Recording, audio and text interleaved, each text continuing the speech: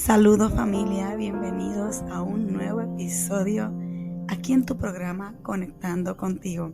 En estos días, mientras estudiaba la Biblia y redactaba lo que iba a ser el próximo podcast, leía en 1 de Samuel capítulo 13 y me hablaba de la historia de Saúl como rey de Israel. Y mientras leía sentía que el Señor me ministraba y me revelaba la importancia de permanecer fiel a Él y esperar en su voluntad. Recordemos que el pueblo de Israel fue quien pidió un rey y Dios escogió un rey para el pueblo. Y digo Dios porque así fue, y esto está en la Biblia. Muchos dicen que fue el pueblo quien escogió a Saúl, pero no fue así. Sí, el pueblo pidió un rey, pero Dios le reveló al profeta Samuel quién sería el elegido para ser el rey de Israel. Partiendo de esto y leyendo la Biblia, apenas en los primeros años de reinado de Saúl, prácticamente mi gente, comenzando a liderar, él cometió un error grave que lo llevó a que su reinado no fuera duradero. Y en este capítulo 13 del libro de 1 de Samuel, la Biblia relata cuando el pueblo iba a la guerra contra los filisteos y el profeta Samuel le había dado unas instrucciones a Saúl que debían cumplirse fiel y totalmente, la cual éste no siguió y Saúl cayó en desobediencia. Y mientras leía, Dios me decía lo importante que es aprender a confiar en Dios y hacer su voluntad. Es sencillo, pero no para muchos. Cuando iban a pelear con los filisteos, Saúl se dejó llevar por la presión del pueblo. Sabemos que el pueblo de Israel era un pueblo de dura cerviz, pero Saúl no esperó el plazo que Samuel le había dicho que esperara a que llegara. Es entonces que Saúl dijo: traedme holocausto y ofrendas de paz, y ofreció el holocausto, y justo después llegó Samuel. Saúl trató de justificarse, así como hacemos muchos de nosotros cuando no hacemos las cosas correctamente. Y en el versículo 13 dice: pero Samuel le dijo: ¿estás loco? Si hubieras obedecido la orden de tu Dios, tu reino habría durado para siempre. No es difícil obedecer, y es por eso que debemos tener a nuestro lado a las personas correctas y mantenernos conectados con Dios, porque ya para este tiempo ya Saúl llevaba 1 año reinando sobre Israel.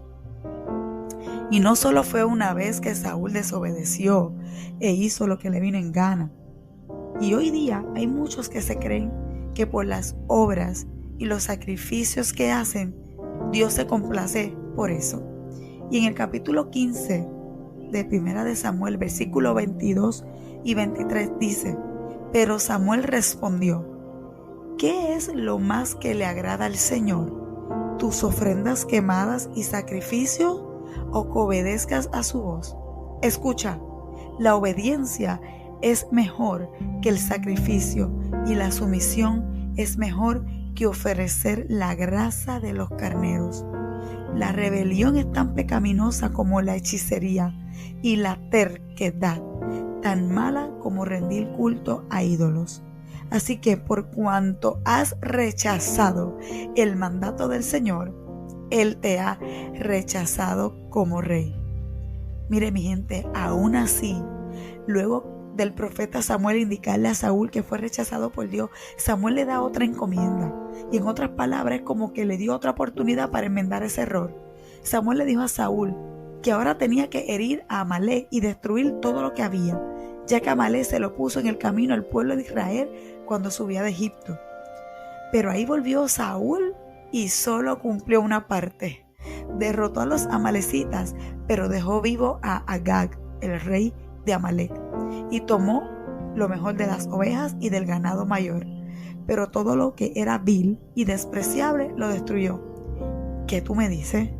O sea, Dios te está dando otra oportunidad, cabezón, y vienes ¿Y porque eres el rey de Israel?